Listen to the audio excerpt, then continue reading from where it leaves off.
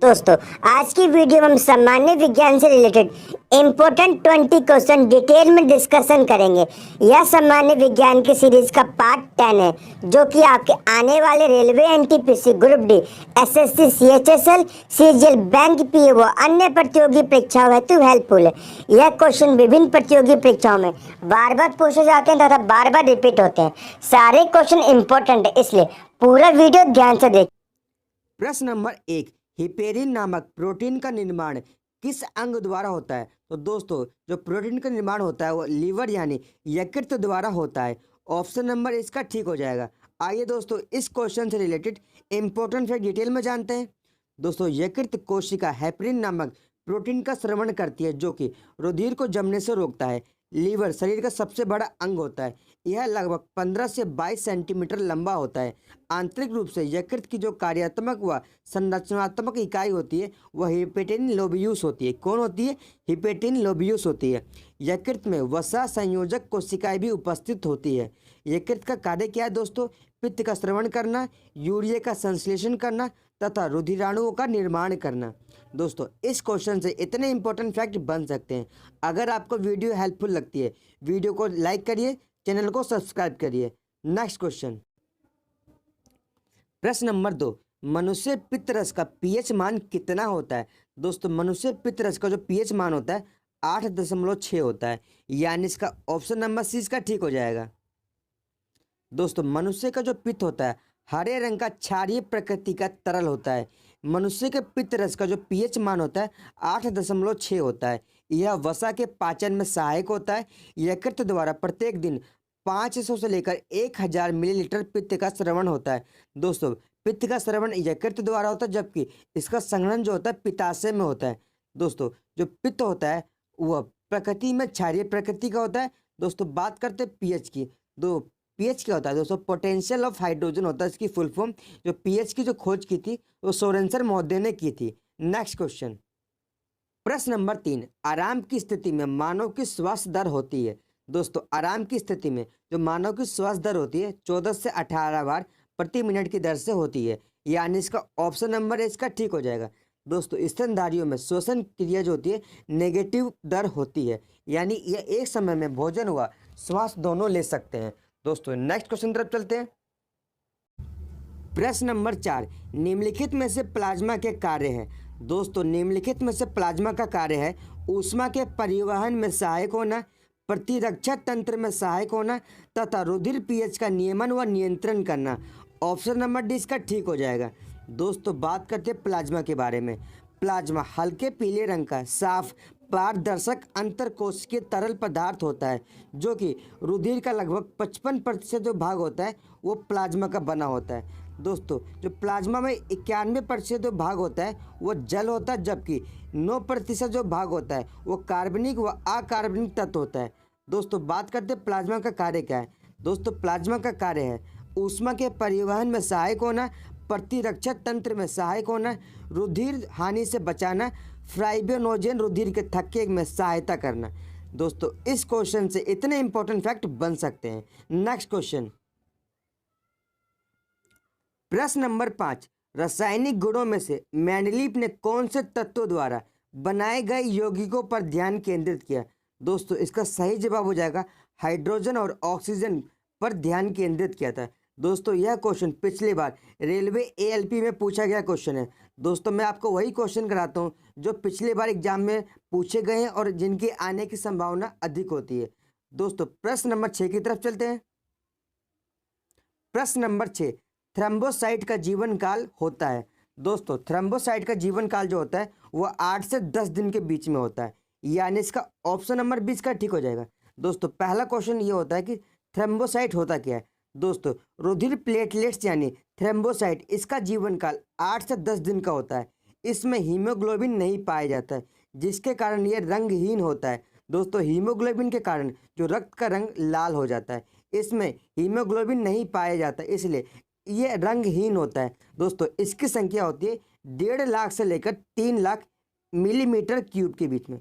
दोस्तों, इस क्वेश्चन से इतने इंपॉर्टेंट फैक्ट बन सकते हैं। नेक्स्ट क्वेश्चन, रुधिर परिसंचरण तंत्र की खोज किस वैज्ञानिक ने की थी? तो दोस्तों रुधिर परिसंचरण तंत्र की खोज विलियम हार्वे ने की थी, यानी इसका ऑप्शन नंबर इसका ठीक हो जाएगा।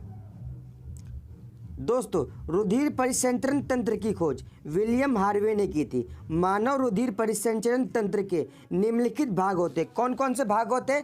पहला रुधिर होता है, दूसरा हृदय तथा रुधिर वाहिनियाँ। दोस्तों बात करते हैं रुधिर के बारे में। यह प्लाज्मा तथा रुधिर कणिकाओं के योग से मिलकर बना होता है, जिसमें जो प्लाज्मा होता है 55%, जबकि रुधिर कणिकाएं 45% होती हैं। दोस्तों बात करते हैं हृदय के बारे में। मनुष्य का हृदय 4 कक्षाओं में विभाजित होता है। दोस्तों बात करते हैं ब्लड वेसल्स के बारे में। इसमें धमनियाँ, शिराएँ तथा केश नली आदि होती हैं। नेक्स्ट क्वेश्चन, प्रश्न नंबर 8। दोस्तों ये क्वेश्चन काफ़ी इंपॉर्टेंट है, ये आरआरबी एएलपी में पूछा गया क्वेश्चन है। दोस्तों प्रश्न नंबर 8 है हमारा, जब किसी संकुचित स्लिंकी को छोड़ दिया जाता है तो वह पोटेंशियल एनर्जी को किस ऊर्जा में परिवर्तित करती है? इसका सही जवाब हो जाएगा, जब किसी संकुचित स्लिंकी को छोड़ दिया जाता है तो वह पोटेंशियल एनर्जी को गतिज ऊर्जा में परिवर्तित कर देती है, यानी इसका ऑप्शन नंबर इसका ठीक हो जाएगा।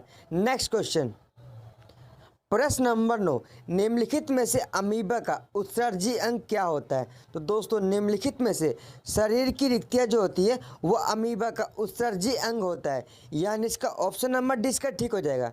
दोस्तों वृक्क जो होता है वह मनुष्य का उत्सर्जी अंग होता है, जबकि हरी ग्रंथियाँ जो होती है वह झींगा मछली की उत्सर्जी अंग होता है, जबकि मेल पिदी नलिका या आर्थ्रोपोडा संघ का उत्सर्जी अंग होता है। दोस्तों इस क्वेश्चन से इतने इंपॉर्टेंट फैक्ट बन सकते हैं। नेक्स्ट क्वेश्चन, प्रश्न नंबर 10। साइकिल की सवारी करते समय निकलने वाली ऊर्जा निम्न में से किस रूप में नहीं होती? दोस्तों आपको उस ऑप्शन का चयन करना है जो नहीं होता है। दोस्तों यांत्रिक ऊर्जा होता है, रासायनिक ऊर्जा भी होता है तथा ऊष्मा ऊर्जा भी होता है, परंतु गतिज ऊर्जा बिल्कुल भी नहीं होता है, यानी इसका ऑप्शन नंबर 20 का ठीक हो जाएगा। दोस्तों जब साइकिल सवारी करी जाती है तो उसके द्वारा यांत्रिक ऊर्जा, रासायनिक ऊर्जा तथा ऊष्मीय ऊर्जा का प्रयोग किया जाता है। नेक्स्ट क्वेश्चन, प्रश्न नंबर 11। जब लिफ्ट ऊपर की ओर जाती है तो लिफ्ट में स्थित पिंड का भार होगा। दोस्तों जब लिफ्ट ऊपर की ओर जाती है उसमें स्थित जो पिंड का भार होता है वो बढ़ जाता है, यानी बढ़ा हुआ प्रतीत होता है। ऑप्शन नंबर ए इसका ठीक हो जाएगा। आइए दोस्तों इस क्वेश्चन को डिटेल में जानते हैं। दोस्तों जब लिफ्ट ऊपर की ओर जाती है तो लिफ्ट में स्थित पिंड का भार बढ़ा हुआ प्रतीत होता है, यानी वजन बढ़ जाता है, ऐसा लगता है। जब लिफ्ट नीचे की ओर जाती है तो लिफ्ट में स्थित पिंड का भार घटा हुआ प्रतीत होता है। दोस्तों जब लिफ्ट का एक समान वेग से ऊपर या नीचे की ओर गति करती है तो लिफ्ट में स्थित पिंड के भार में कोई भी परिवर्तन नहीं होता है। यदि नीचे उतरते समय लिफ्ट की डोरी टूट जाए तो वह मुक्त पिंड की भांति नीचे गिरती है। यदि लिफ्ट के नीचे उतरते समय लिफ्ट का त्वरण गुरुत्व त्वरण से अधिक हो तो लिफ्ट में स्थित पिंड उसकी फर्श से उठकर उसकी छत से जा टकराएगा। दोस्तों इस क्वेश्चन से इतने इंपॉर्टेंट फैक्ट बन सकते हैं। नेक्स्ट क्वेश्चन, प्रश्न नंबर 12। निम्नलिखित में से कौन विखंडन द्वारा उत्पन्न होता है? दोस्तों निम्नलिखित में से प्लाज्मोडियम जो होता है वो विखंडन द्वारा उत्पन्न होता है, यानी इसका ऑप्शन नंबर डी इसका ठीक हो जाएगा। नेक्स्ट क्वेश्चन, प्रश्न नंबर 13। निम्नलिखित में से किस रबड़ का प्रयोग रॉकेट इंजनों में ठोस ईंधन के रूप में किया जाता है? दोस्तों निम्नलिखित में से थाइकल रबड़ का प्रयोग रॉकेट इंजनों के ठोस ईंधन के रूप में किया जाता है, यानी इसका ऑप्शन नंबर इसका ठीक हो जाएगा। दोस्तों इस क्वेश्चन से और भी इंपॉर्टेंट फैक्ट बन सकते हैं, जैसे थाइकल जो होता है वह कृत्रिम रबड़ होता है। इसे डाइक्लोरोइथेन को पॉलीसल्फाइड की प्रतिक्रिया से बनाया जाता है। दोस्तों इसका उपयोग कहाँ किया जाता है? दोस्तों इसका उपयोग खनिज तेल ले जाने वाले पाइप बनाने में किया जाता है। दोस्तों थाइकल रबड़ को ऑक्सीजन मुक्त करने वाले रसायनों के साथ मिलाकर रॉकेट इंजनों में ठोस ईंधन का प्रयोग किया जाता है। दोस्तों इस क्वेश्चन से इतने इंपॉर्टेंट फैक्ट बन सकते हैं। प्रश्न नंबर 14। एलपीजी गैस के रिसाव का पता लगाने हेतु इसमें क्या मिलाया जाता है? दोस्तों एलपीजी गैस के रिसाव का पता लगाने हेतु इसमें मरकैप्टन मिलाया जाता है, यानी इसका ऑप्शन नंबर डी इसका ठीक हो जाएगा। दोस्तों एलपीजी यानी लिक्विड पेट्रोलियम गैस, दोस्तों ये अत्यधिक ज्वलनशील गैस होती है, अतः इसमें होने वाली दुर्घटनाओं से बचने के लिए इसमें सल्फर के यौगिक यानी मिथाइल मरकैप्टन मिलाया जाता है ताकि इसका रिसाव को आसानी से पहचाना जा सके। दोस्तों एलपीजी जो होता है ब्यूटेन तथा प्रोपेन का मिश्रण होता है। नेक्स्ट क्वेश्चन, प्रश्न नंबर 15, टंगस्टन का गलनांक लगभग कितना होता है? दोस्तों टंगस्टन का जो गलनांक होता है लगभग 3500 डिग्री सेल्सियस होता है, यानी इसका ऑप्शन नंबर डी इसका ठीक हो जाएगा। दोस्तों टंगस्टन का जो गलनांक होता है लगभग 3500 डिग्री सेल्सियस होता है। दोस्तों टंगस्टन का जो आपका संकेत होता है उसको डब्ल्यू से डिनोट किया जाता है। दोस्तों इंडिया में टंगस्टन का जो उत्पादन होता है राजस्थान के देगाना खान से किया जाता है। दोस्तों इस क्वेश्चन से इतने इंपॉर्टेंट फैक्ट बन सकते हैं। अगर आपको वीडियो हेल्पफुल लगती है वीडियो को लाइक करिए, चैनल को सब्सक्राइब करिए। नेक्स्ट क्वेश्चन, प्रश्न नंबर 16, किस वर्ष आईएयू द्वारा प्लूटो को ग्रह की श्रेणी से बाहर कर दिया गया था? दोस्तों वर्ष 2006 में आईएयू द्वारा यानी इंटरनेशनल एस्ट्रोनॉमिकल यूनियन द्वारा प्लूटो को ग्रह की श्रेणी से बाहर कर दिया गया था, यानी इसका ऑप्शन नंबर 20 का ठीक हो जाएगा। दोस्तों बात करते हैं प्लूटो के बारे में। दोस्तों प्लूटो की खोज कब की गई थी? तो दोस्तों प्लूटो की खोज 1930 में की गई थी। 2006 में इंटरनेशनल एस्ट्रोनॉमिकल यूनियन की प्राग में सम्मेलन आयोजित किया गया था। इस सम्मेलन में प्लूटो को ग्रह की श्रेणी से बाहर निकाल दिया गया था। कारण क्या था? दोस्तों कारण यह था कि यह नेपच्यून की कक्षा को ओवरलैप करता है तथा आकार में ये चंद्रमा से छोटा है। कक्षा का इसका आकार वृत्ताकार नहीं है। इन कारणों से प्लूटो को ग्रह की श्रेणी से बाहर निकाल दिया गया है। दोस्तों इंटरनेशनल एस्ट्रोनॉमिकल यूनियन ने प्लूटो का नामकरण क्या रखा है? इसका नाम है 134340। दोस्तों अब वर्तमान में सौर मंडल में ग्रहों की संख्या 8 रह गई है, परंतु 2006 तक प्लूटो को ग्रह की श्रेणी में रखा जाता था, तब ग्रह की संख्या 9 थी, परंतु अब ग्रह की संख्या 8 हो गई है।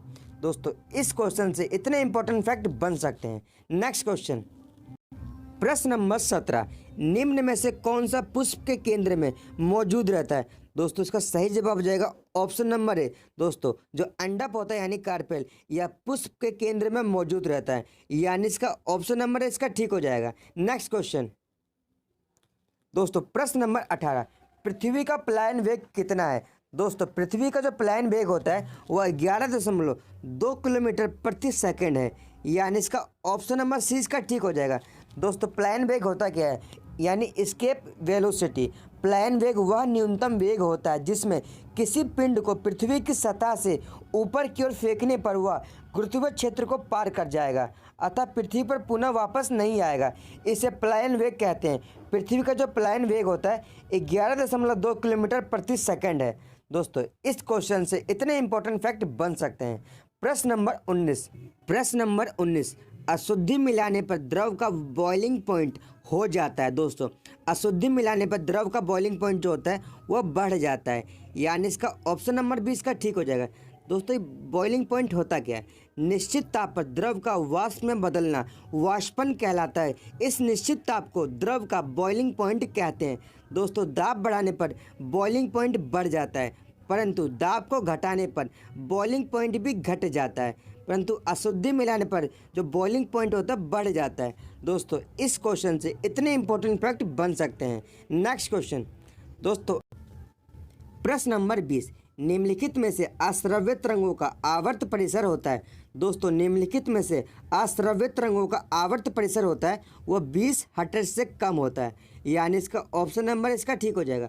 दोस्तों इन्हें इंफ्रासोनिक वेव्स कहते हैं। इसे बहुत बड़े स्रोतों से उत्पन्न किया जाता है, मनुष्य इसे नहीं सुन सकता। दोस्तों दूसरी प्रकार का जो होती है 20 हर्ट्ज से लेकर 20,000 हर्ट्ज के बीच में होती है, इसे ऑडिबल वेव्स कहते हैं। इसे मनुष्य अपने कानों से सुन सकता है। जो तीसरी प्रकार की होती है वह 20,000 हर्ट्ज से अधिक होती है, इसे मनुष्य नहीं सुन सकता। इसे अल्ट्रासोनिक वेव्स कहते हैं। इसे कुत्ता, बिल्ली, चमगादड़ आदि सुन सकते हैं। दोस्तों इसका प्रयोग कहाँ किया जाता है?